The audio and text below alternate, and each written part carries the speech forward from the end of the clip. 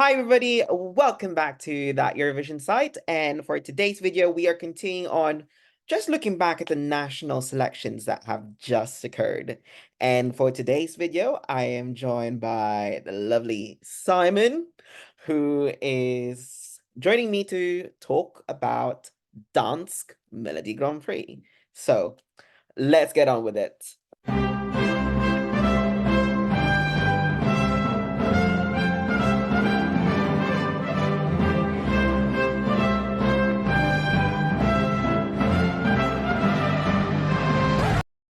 All right then, Simon, my first question to you is because you're one of my Danish friends, so that's why I asked you to be on here. How was the selection overall? Because I saw you attended it as well.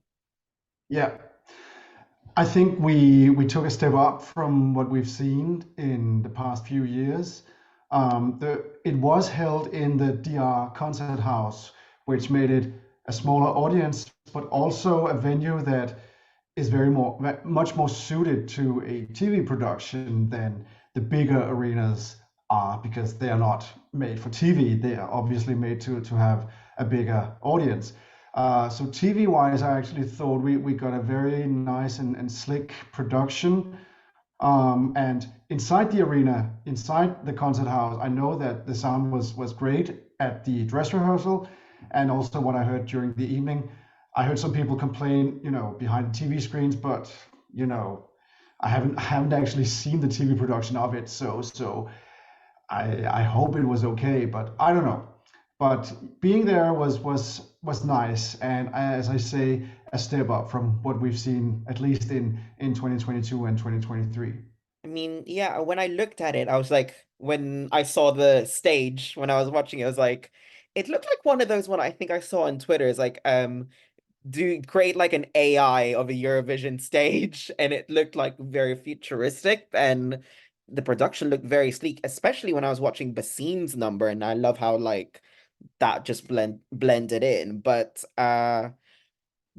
personally for me, looking at it, obviously SABA won this year's competition and will represent Denmark at this year's contest just across the bridge in Malmö.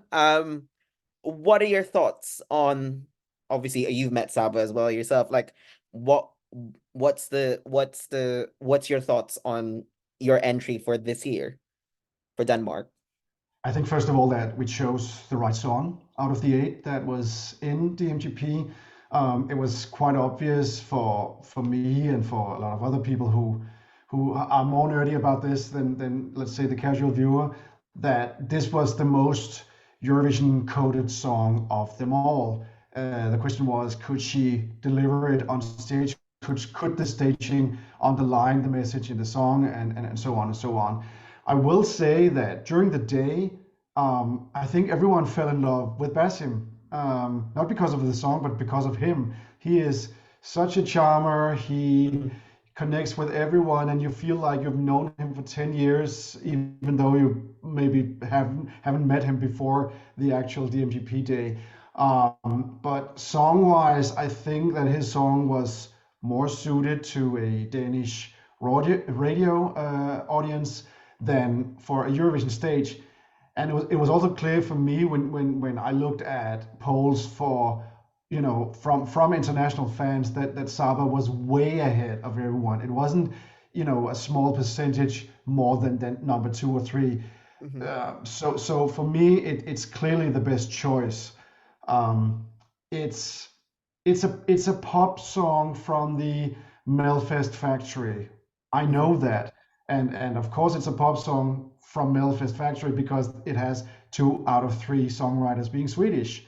So I'm not surprised that it sounds like something that could be in Melfest. But I also think that it has its own flavor, making it not just another Scandipop song. So, but Mhm. I think we can discuss that as well.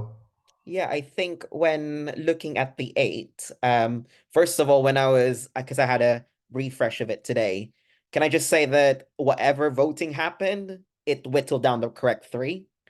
And then obviously when it came to the top three, of course, personally, before I say this personally, I think that Denmark made the right choice. And so it I don't know what it is. I think the connection, and I don't know, but I think if I think I just find myself saying San, and like every time, and when when I recorded my reaction video, it was just very chaotic. But looking at it, because obviously when Saba was selected, there were some controversy about it, how Saba won the jury votes, and then Basim won the public vote, but overall Saba um was the overall winner. Can I just ask you, what's the reception like in Denmark when obviously that little that I wouldn't say incident, but like that's the way the voting turned out to be.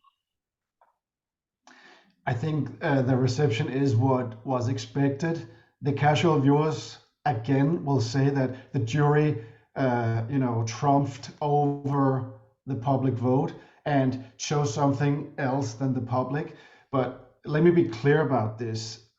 It wasn't like, if we take the percentages of the public vote, it was 19, 16, 15. We're not talking a 10% gap here. We're talking a 4% gap between the first song and the third song. So we're not talking big numbers here. And the jury had a clear winner in Saba, much more clear than the public vote was. So I will say the reception has been not a lot of people, but some people think that why do we have a jury? Why is it not the people's vote who goes through to Eurovision?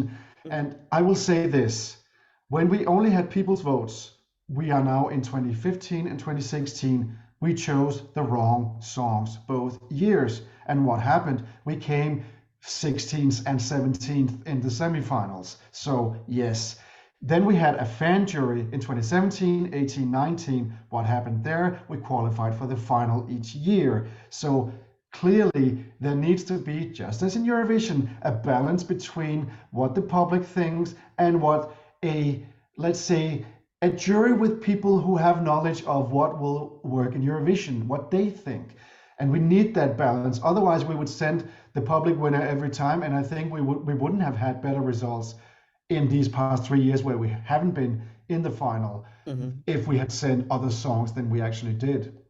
Yeah, and I think that, having that jury, like, I think saved you guys. I think personally, I think you have a much more of a shot. As much as I love Basim's song, I think there might just be, I don't think it would appeal that much. I think Saba would have a much wider appeal personally. But moving on, I wanted to ask you, as a Danish person, how do you think Saba will do in May? There are actually two answers to that question because I think it will be very tight in qualifying for the final because I can see the way that semifinal two is shaping up. There's no clear favorite for now. Mhm. There are a lot of songs that can go through, and there are a lot of songs that can be on the brink. Um, and Denmark could be there. I personally think that Denmark should be in the running for something about eighth or ninth in the semifinal. I think we are on that level. But if we get into the final, this has much more jury appeal. So I think we could be left side of the scoreboard if we are in the final. I've said top 15, and I think that's realistic if we get into the final. But I can also see it, just slip out in 11th, something like that, because does it appeal to enough people? And again, who's voting and who's not voting, especially the who is not voting in semifinal two is the case here. But as I say, I would still be proud of the entry regardless of what happens in Malmö because I think we're on the right path. We are now, having a Dance Melody Grand Prix. That's actually not easy to say in English. That is more Eurovision coded, also with the entries that we have, and we have a DR now acknowledging what it takes to actually do well in Eurovision. And we can't build, ourselves a Eurovision winner from the bottom that we've been in the last 3 years. Mhm. So I hope that Saba will qualify for the final and get a decent result, because that would be enough for other people to see, okay, we are in the right direction, would attract more established singers and songwriters to next year's DMGP, and it will show people, okay, this is actually the way to go. But if we are stuck in a loop of not qualifying, then it will be the same. Oh, but you chose the wrong song, and why is the jury's there? Blah blah blah. All the same stuff that we've been hearing for the last 3 years. But again, let me rephrase what other people have been saying. If this system had been in place in 2021, Fyr og Flamme would have qualified for the final because they came seventh with the televote. So we're not always doing it wrong. Yeah, I think for me, like I can see some parallels to, like, let's say Estonia from this year, where Bridges has a, it's a jury bait song. Like, it's 2030's been gone. Like, that qualified from a televote semi-final and got a lot of 12 points in the jury from the grand final. So if the cards are played right, I think SABA might be heading in that direction. I really wish she does, because I would love to see Denmark on a Saturday night, and that would just be a a cherry on top that I would love to see, especially that, I'm actually in the arena. I would love to see SABA in the arena, like, perform. I mean, I'll see her in the semis, obviously, but for the final, it would be nice. Okay then. So my final question to you is, looking at it, obviously, Denmark has changed a lot in terms of production. What personally would you like to see in future editions of Dansk Melodi Grand Prix and their preparations for future Eurovisions, you know, as we look into that, you think?